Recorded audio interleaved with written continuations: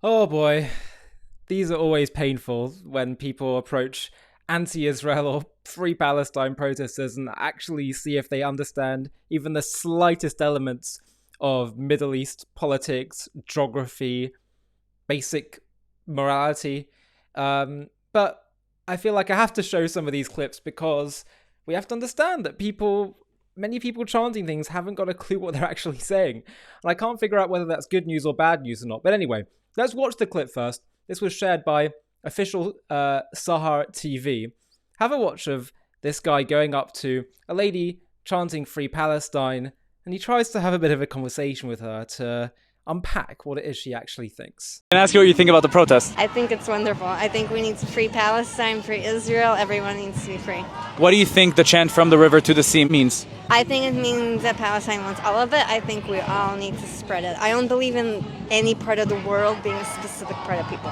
I'm from Israel. What's going to happen to my people if Palestine is free from the river to the sea? If Palestine is free from it, oh, well, then they'll take over. And what's going to happen to me and my family? You don't care about the ethnic cleansing that's going to go to my family? No, that's what I'm saying. No, I believe in a peaceful Israel and Palestine. You're for two states. Basically. Do you know how many two-state solutions were offered to the Palestinians since 1948? I do not. So actually before 1948. 1937 was the first one. 1948, 1967, the third one. 2000, the fourth one. 2005, the fifth one. And 2008, the sixth one. They refused every single one. Why?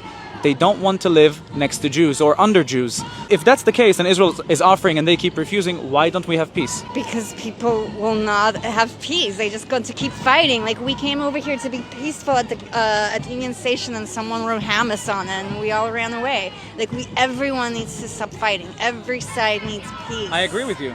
If one side is non-stop giving peace opportunities, why they keep refusing? I do not know, but that's part of the problem. So do you understand that the fact that people are chanting here against Israel is also a part of the problem because they're not taking the other side into account?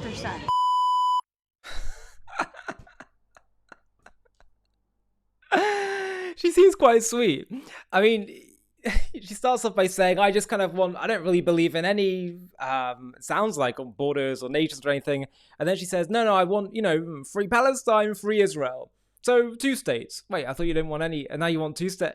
And then she's saying, yeah, we just got to stop the fighting. But she was chanting free Palestine, but then she's upset with Hamas. And it's just extremely confused.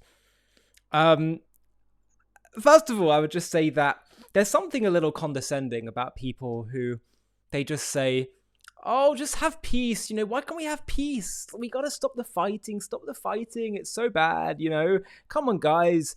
It's actually so condescending because they're not actually listening to the various sides, to the complaints. And all you're basically saying is just suppress. Don't actually deal with the issues that's causing the conflict in the first place. Imagine if we said that that's what we said in 1930s Europe. Oh, let's just have peace. Okay, just let Hitler have a bit of this and that. Okay, just whatever. All you do is push conflict further down the road and an ever greater conflict further down the road.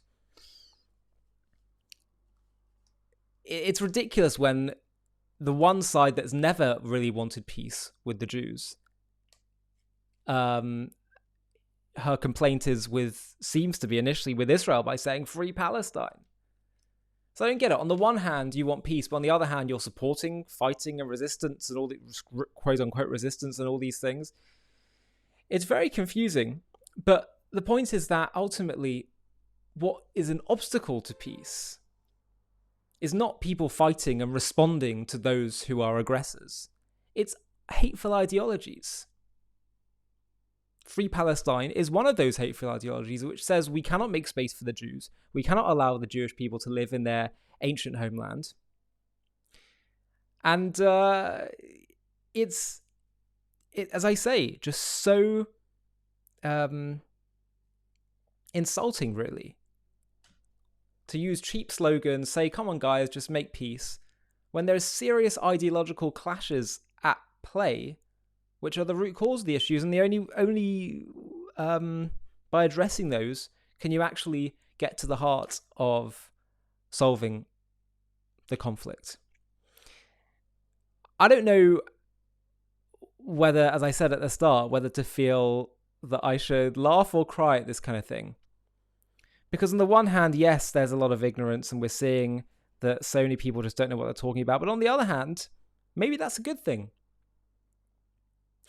Maybe if what's causing so much of this discord and, hostility is just rooted in ignorance, well then educate, enlighten, and people can change their minds, change their views. It sounds like you could probably get somewhere, maybe, with this woman, with a slightly longer conversation. Explain to her the Jewish people's connection to this land, that they've always have been happy to live alongside non-Jewish people, but this is their homeland. They're entitled to it both in terms of self-determination, security, historically, biblically, under international law, and certainly from a religious perspective.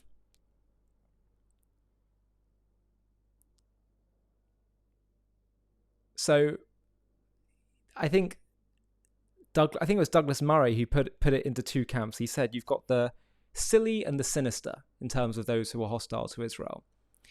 It looks like this woman's probably in the silly camp, and silly's easier to deal with.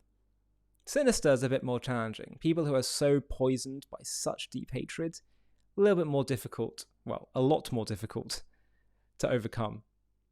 But I certainly think in cases like this, that's why the work that we do and education organizations and advocacy organizations are so important. Because you can tackle ignorance by educating, by sharing the truth. So keep sharing our content, keep sharing the truth of Israel's story and Israel's cause. It's so important. I do believe it has an impact. Hi, thank you so much for watching. To watch another one, click here. To stay up to date with all our content, click here to subscribe. And if you're able to, you can help support JTV to grow and grow by clicking join below this video, where you can become a member and get perks including early access to videos and private live discussions with me. But most of all, you'll be partnering with us on our mission to change the world.